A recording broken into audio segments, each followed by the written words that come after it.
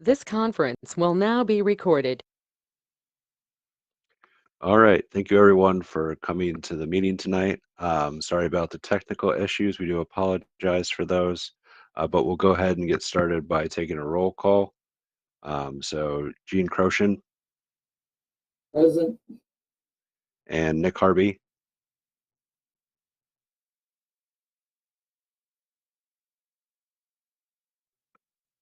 Well, I see Nick, but I don't know, maybe his mic's not working. Right then, we got Steve Clevenger. Steve, we're just getting started here.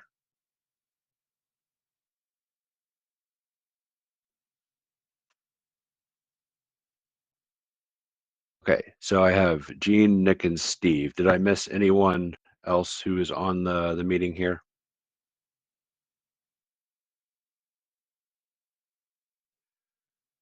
All right, we'll not hear anyone. We'll go ahead and move on to the meeting minutes. So I would entertain a motion to approve the meeting minutes from the June 14th meeting.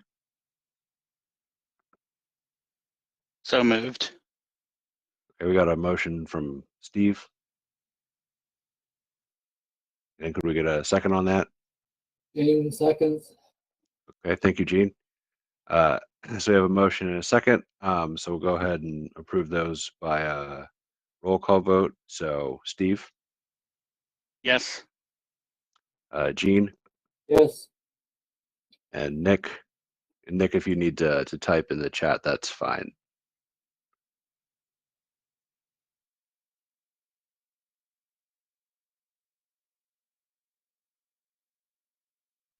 All right, we will consider the minutes approved. So then we'll go ahead and move on to the kind of big item we have for tonight, which is to approve, or excuse me, to give you a presentation about the Safe Streets and Roads for All program. So let me see if I can get this switched over here.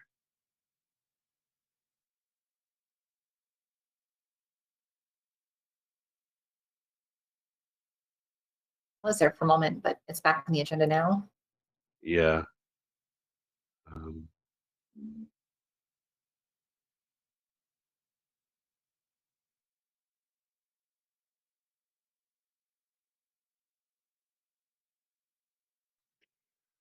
Looks good. Okay.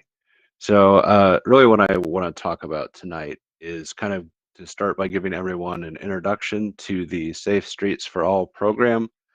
So what I have on the screen right now is that this is kind of an overview of the program that's taken directly from the Federal Highway website, specifically about this program. So what it is really is it is a grant funding program that was established with the bipartisan infrastructure law. So you may note there on the screen that it mentions that there are $5 billion appropriated over 5 years. And it will fund different government entities. And the purpose of it really is it's a safety grant. So it's to prevent roadway deaths and serious injuries. And then they do note also that it supports USDOT's National Roadway Safety Strategy and their goal of zero roadway deaths, which we will also hear referred to as Vision Zero later on in the presentation. So I will get into some more details about that, but kind of for now, the main thing to know is that this has the potential to get some more money to Tippecanoe County for some road and potentially trail projects. So specifically within this program, there are two types of grants. So there are what they call planning and demonstration grants and then implementation grants. So the planning and demonstration grants, the purpose of those is to create what they call an action plan. And an action plan basically is a document that meets certain criteria that lays out some strategies for implementing some projects that will reduce roadway fatalities and serious injuries, specifically to what they would call vulnerable users, which are people who are not in motorized vehicles. So this could be usually bicyclists, pedestrians, or people who are waiting at like a bus stop. Someone who is trying to catch the bus, something along those lines. Or potentially, these days we have people riding the e-bikes, the e-scooters, those sorts of things as well would also be counted as vulnerable users. And then the second type of grant is what they call an implementation grant. So this grant takes the strategies and projects and so on that were produced from the action plan, which was discussed earlier, and then actually funds those. So this is kind of just your construction aspect of things. So it takes all the projects from a list in the action plan and says, these projects meet the criteria according to the Federal Highway Administration, therefore they can get funded. And that last line that I have there mentions applicants, or excuse me, second to last line, applicants must have an eligible action plan to apply for implementation grants. So there's kind of a process. You have to get an action plan or similar type of plan in place first, and then you can attempt to get some funding for an implementation grant. So looking at what we're doing here in Tippecanoe County, so our goal would eventually be to obtain funding to create or to construct safety projects. So what they called an implementation grant on the last slide. And kind of the process for this is to first create one of these safety action plans. We do not currently have anything that would meet the criteria for that, so we need to create that. Then we would be looking to prioritize specific projects and say, okay, we have this list of projects created in the safety action plan. Which ones are our biggest needs? And then we would apply for federal funding. And also, I do need to note that the federal funding for this from the implementation grant can only fund 80% of the project. So, anything we do, we would have to come up with a 20% local match here to make that project whole. And then obviously the last part is getting the project in the ground and actually constructing it. So I want to kind of focus on the first step of that first, which is a safety action plan. So you will see on this slide that there are what they have listed as 8 required components. So all of these 8 things must be addressed in some way in a safety action plan. So as kind of an example of a completed one, I looked around for what other places in Indiana might have, and there aren't really too many, but the Indianapolis Metropolitan Planning Organization does have one of these. So I'm going to be kind of heavily leaning on some of their stuff as kind of just an example of what one of these might look like, and then I'll talk about what we're doing in Tippecanoe County to address all of these 8 components, all of which are pretty important and need to be addressed in order to have a valid plan. So like I said, this plan is required to receive an implementation grant, which since I listed that as kind of our end goal for this program, we do need to get this first. Projects specifically are likely to be focused on improving safety for non-motorized users or vulnerable users. It does definitely align with some of the goals in our 2050 Metropolitan Transportation Plan. Just to kind of cut in here, I would like to remind everyone that the 2050 Metropolitan Transportation Plan is one of our important documents that kind of guides the transportation planning work that we do here in our office in APC. And so this plan and the projects that it would produce definitely align very well with that, and they have kind of the direction that the community wants to go to become safer, to provide more options for people to get around so that people don't feel so kind of tied to their cars and that they can feel like they have more choices in how they get around the community. And then my last point there, so I mentioned that this may be important for future opportunities with the Federal Highway Administration. So this is a pretty new program, and we don't necessarily know how everything will turn out with it, but there is a definite possibility that the next time the transportation bill comes up for authorization, that this program could be, renewed or expanded. So it's just a good idea to have one of these if this is something that the Federal Highway Administration is going to be looking for in the future, even if we don't get any funding from an implementation grant based on this plan. We can still potentially get some other funding or find some other use from this plan based on how well we can put it together.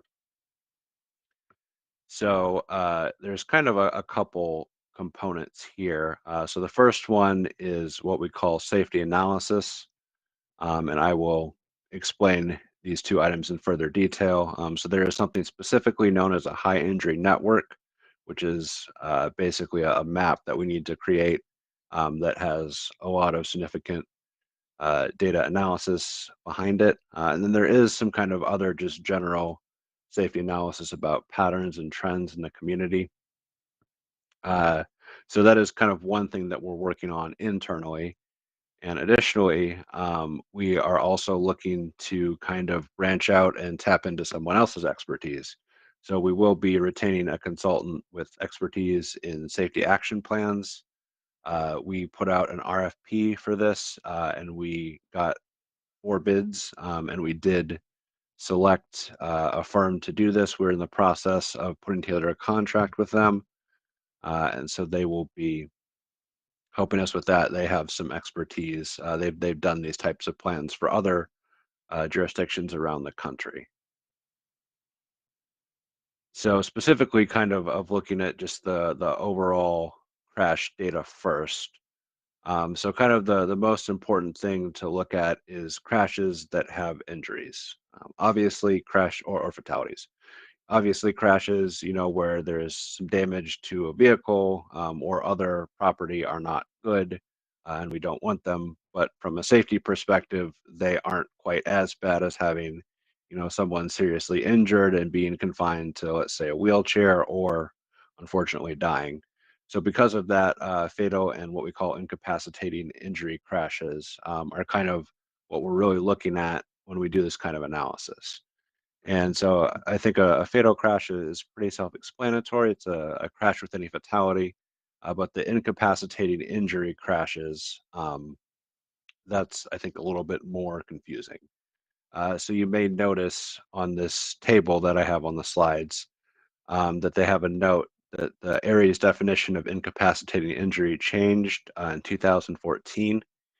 And so what they did is they were having a hard time kind of tracking some of the data about, well, if someone gets injured at the scene of a crash, what does that mean? How serious does it have to be called an incapacitating injury?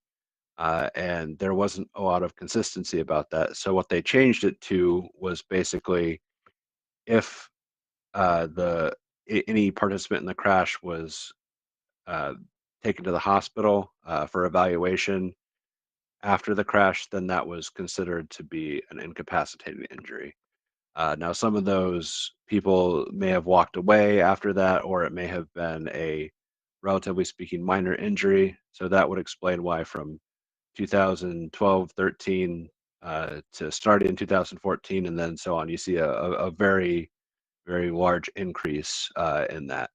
And although that makes it a little harder to count things, it does give us a more consistent uh, kind of method of measuring this as opposed to relying on an officer's judgment as to whether or not an injury was incapacitating.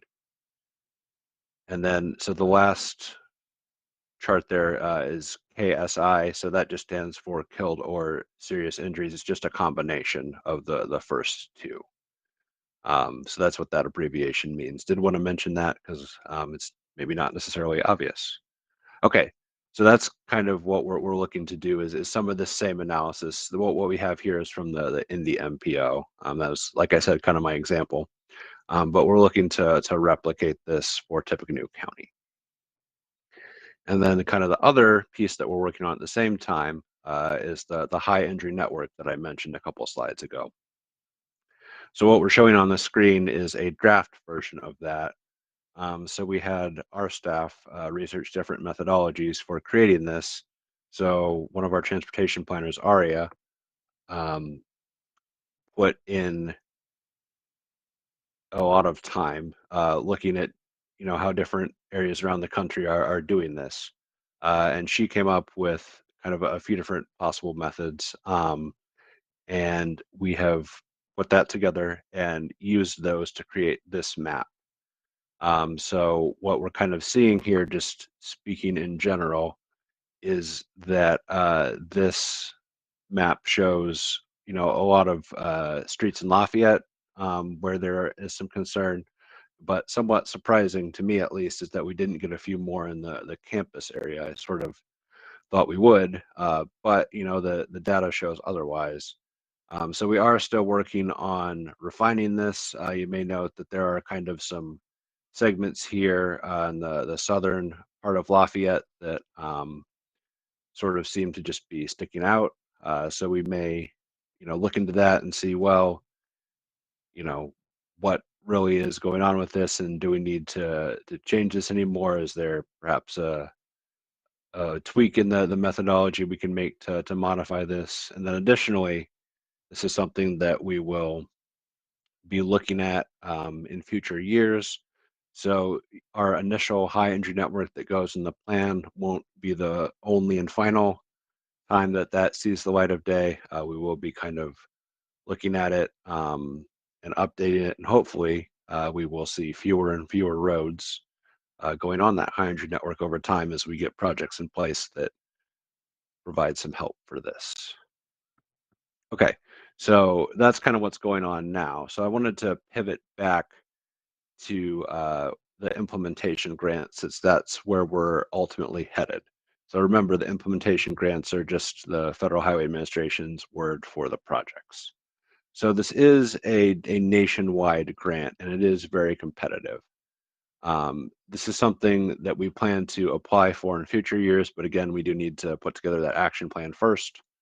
And the action plan, like I said, will have a project list, and whatever project we choose to apply for will be on that list.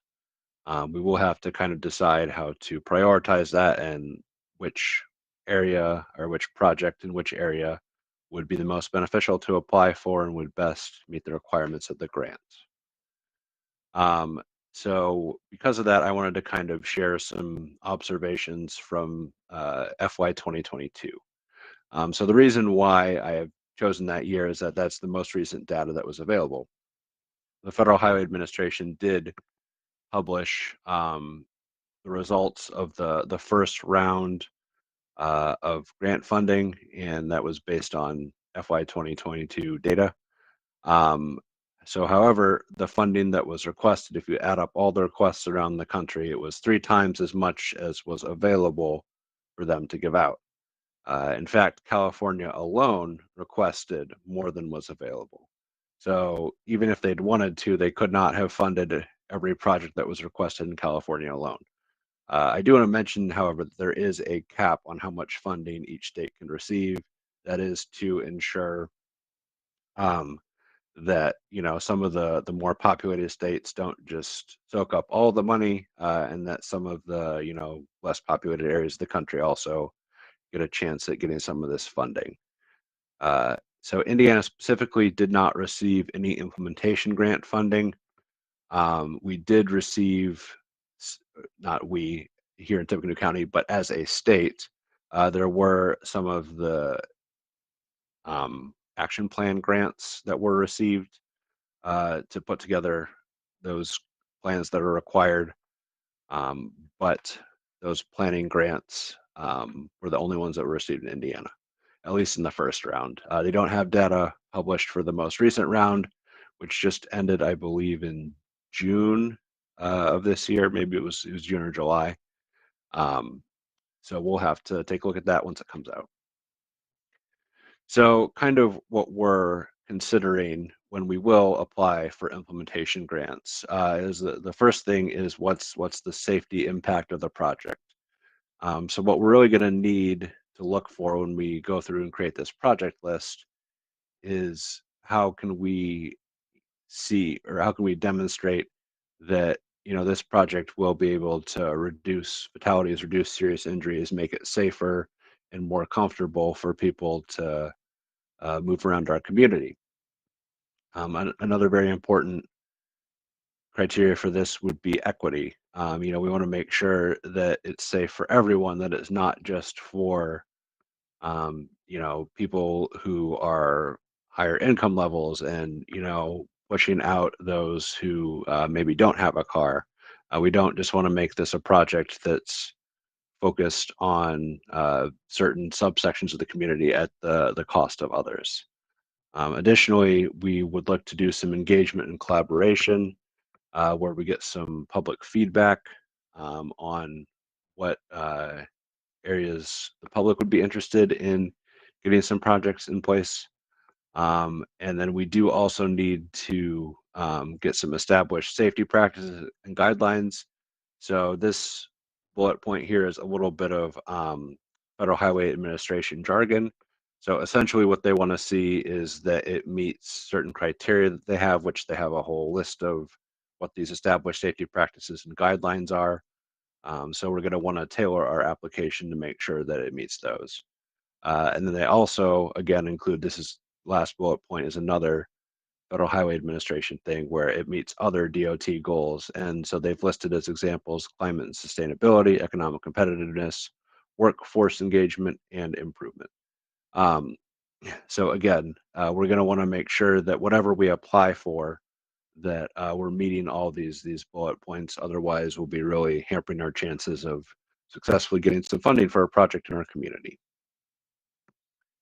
Okay, so July 10th. Yeah, there we go. So that was the most recent application deadline. So like I said, data is not yet available for those grant awards. But for 2022, they did make the information public. And so what we did was we had our summer intern, Margaret, perform some statistical analysis to kind of look for trends in what was awarded. So we wanted to see, are there any correlations between, the population of areas that got awards and how much funding they got?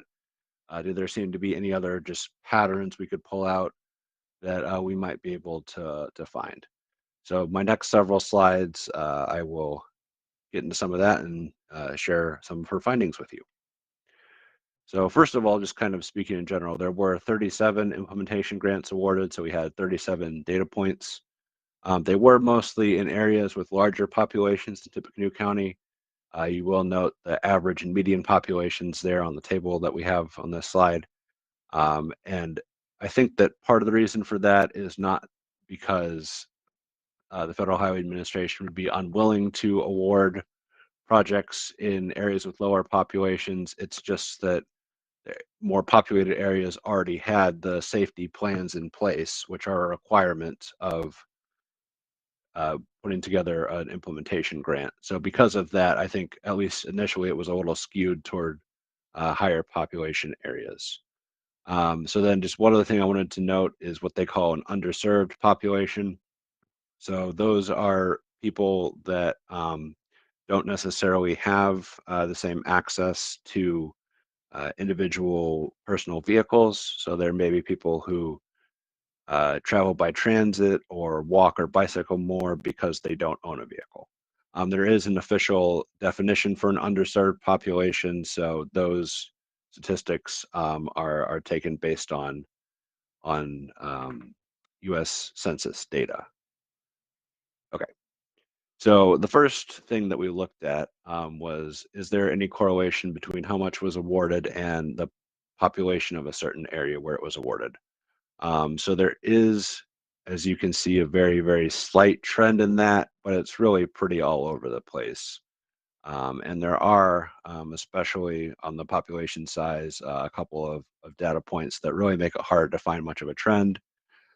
So this, I think, suggests that there were some other factors that were considered besides just how large an area is. And I touched a little bit on that on the last slide, so I'm not going to repeat that, but I think there are some other things going on. So we kind of discarded that, this was really a big factor in things.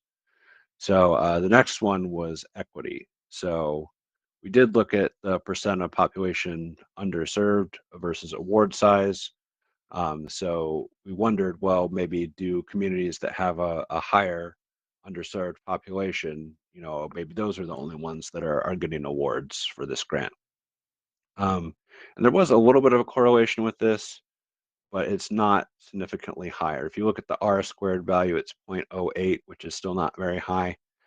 And specifically, when we read through the project descriptions, which were provided by Federal Highway for projects that got awarded, 54% of project descriptions placed an emphasis on equity in underserved communities. So it's definitely something that's important. But again, this kind of suggests that several factors were considered, and it's not as though only areas that have a very, very high underserved population were getting awards. There are still several awards that were given to areas with lower underserved populations. So then the next thing was engagement and collaboration. So this one was a little bit hard to pull out any analysis for. So based on the project descriptions that we have, the only evident form of engagement was either trying to engage the school age population or retirement age population. So specifically through collaboration with Safe Routes to School and Safe Routes for Seniors, those two programs. And there was a slight correlation between school age populations and award size, again, pretty small. So that would be the R squared of 0.04. And there was really no correlation at all, very, very small R squared between the retirement aged population and the award size. So again, it doesn't seem to be that this is a significant factor either. So then the next thing we looked at is, are there any established safety practices? So one of the terms that you will often see if you were looking through the project descriptions is what the Federal Highway Administration calls proven safety countermeasures, which basically just means this is something that's been studied, that has been proven in some kind of engineering study to have a positive impact on reducing the number of crashes either at an intersection or along a stretch of road. So 18% of the project description did use those proven safety countermeasures. And there was, again, a small positive correlation, 0.04, between award size and average number of traffic fatalities. So we see a little bit of this, and again, it seems this was maybe slightly considered, but still not really driving home anything. So I kind of want to take a side here to go to Vision Zero. So Vision Zero is something that in some of the earlier slides it talked about meeting the Federal Highway Administration's goal of 0 deaths, and this is where it comes into play. So this again is taken from the Federal Highway Administration's webpage. Their vision acknowledges that even one death is one too many. It's unacceptable, and the program focuses on safety or safe mobility for all road users. This idea kind of gained some international recognition. Started in Sweden in 1997. It's known as Vision Zero. So if you ever hear that term, it's basically just means that human life is so valuable that we want to move to not having people die when using the transportation system. So there are 6 principles that form the basis of this safe system approach. And those are listed here, and they are that deaths and serious injuries are unacceptable, humans make mistakes, humans are vulnerable, responsibility is shared, safety is proactive, and redundancy is crucial. So essentially what this means is that there are going to be times when people make mistakes, and we have to have things in place for when those mistakes happen to make sure that people still are able to survive. So that's kind of the engineering portion of this. And all of those 6 principles, I don't want to necessarily get too into them because that's a little bit of an aside from really what we're talking about today, but those are all pretty important considerations. And the reason why I wanted to introduce that is because that was the next thing we looked at is, well, were they awarding projects only to communities that had a strong Vision Zero presence? And there was maybe somewhat of a correlation with this. Just under half of the award implementation grants were in communities that already had a Vision Zero plan. And one of the reasons for that is because Vision Zero addresses those 8 key components that I showed on an earlier slide. So because of that, I don't think it's necessarily that they have a bias towards this, but it's just that those communities already had something in place that met the criteria that they want to see for that. So because the Vision Zero plans clearly address infrastructure, operational safety, behavioral safety, and they talk about some of the policy analysis and changes that the Federal Highway Administration wants to see. I think that is more of the reason why a lot of communities that had Vision Zero plans got awards. But even if a community didn't have that, as you can see from this graph, they still had about a 50% chance of getting an award if they had a qualifying plan. So about half of the awards went to communities that didn't have a Vision Zero plan in place. So even without one of these plans, you still have a strong chance of getting something as long as you can put together an action plan that meets the criteria. Okay, so this is a very, very long slide that has a lot of information. So I don't necessarily want to go through everything on this slide. I think that would take us a little bit too long. But what I do want to point out is the labels in these 8 boxes. So planning structure, safety analysis, evaluation, transparency, project selection, prioritization, policy and process changes, equity, considerations, engagement and collaboration, and leadership commitment and goal setting. So all of those are the 8 items that were listed before on the previous slide. And so these are just some different ways that those different components can be addressed. And so these are the kind of things we're considering as we're working on crafting our plan. These are kind of what we think are some of the key points in terms of getting together a successful action plan that we hope will ultimately lead to a successful implementation grant application in a future year. So again, I don't necessarily want to go over all of these because there's a lot of information on here, but we have done some digging, and this is what we found, and we have an approach, and this is ultimately what we're going to use to help guide the creation of our action plan. Okay, so one of the other things that the Federal Highway Administration wants to see is some data. They don't want to see just only some kind of policy statements, some nice language that says, you know, hey, we're going to do A, B, and C, but they want to see some data that you have for your community. So as such, we believe that these different data sets are going to be key to receiving an implementation grant, and we're going to make sure that they get into our action plan and our implementation grant application in the future when we apply for that. So the first one of those is an underserved population. So clear methods for identifying those populations and keeping a consistent definition of underserved, specifically one that aligns with the Census Bureau's definition, since that seems to be something that the Federal Highway Administration looks for. We would look for schools or other community hubs that may experience high foot, bike, transit, and car traffic.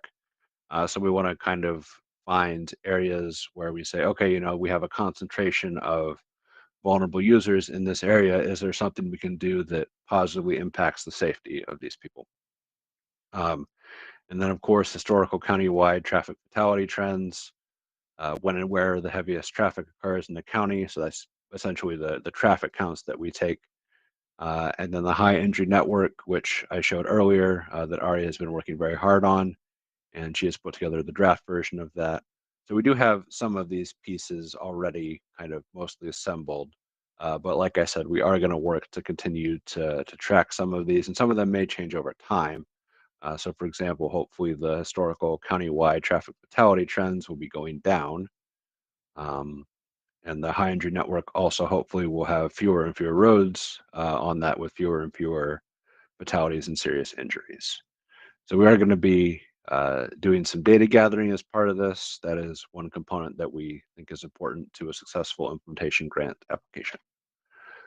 Okay, so that's kind of a lot of different information. I did want to open the floor for questions. I do have some of those links that I shared. So the Safe Streets for All website, where some of those bullet points were pulled from Vision Zero or their Zero Death Initiative. It kind of has a couple names that people refer to it as. I did put up a link to the Indianapolis Safety Action Plan if people really want to dig through all of it and see what a completed plan looks like. And then I do have my email there. I'm going to leave up this slide while I take questions so that anyone wants to copy that down or look at the recording later, that can certainly be achieved. So with that, I will open the floor to any questions.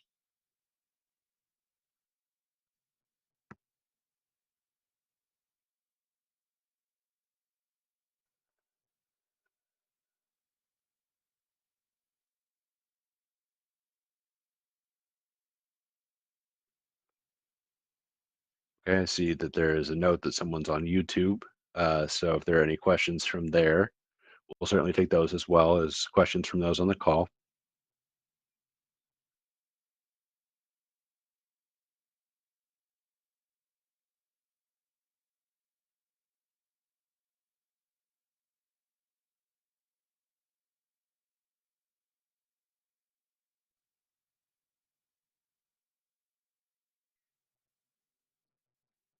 Well, sounds like maybe we don't have any questions. I want to take just one more call if we had any questions from the YouTube stream or one last call for anyone here on the GoToMeeting.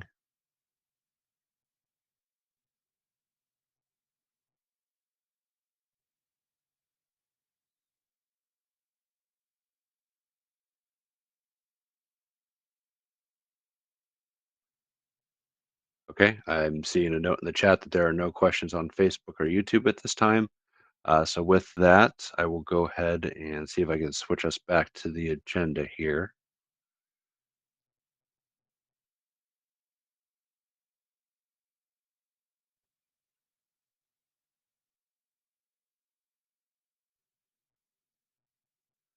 Alrighty. So we did kind of get through the Safe Streets for All questions, which I guess there weren't any, but are there any other questions, comments, or suggestions that anyone would like to bring forward while we're all meeting here?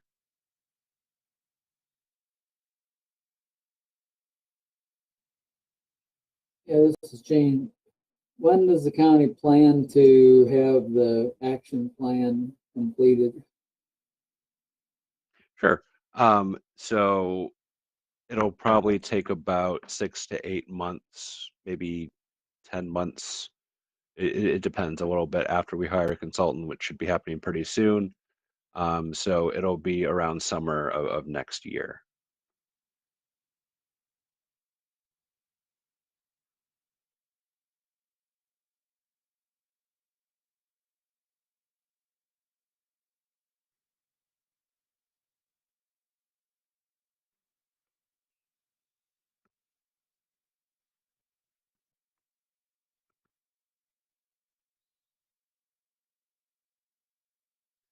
Okay, so looks like we still don't have any questions on Facebook or YouTube. So with that, we will move to the adjournment for the meeting. I did want to mention that our last meeting of the year will be in December on the 13th.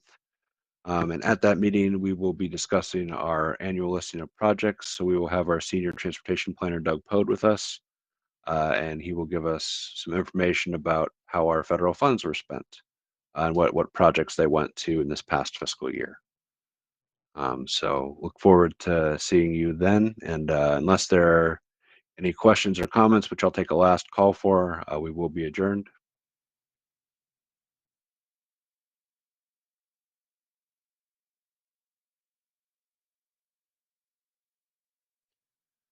All right. Well, hearing nothing, we will go ahead and adjourn. Thank you all for attending tonight, and look forward to seeing you in December. Thank you. Thank you. Yep. Thank you all for coming.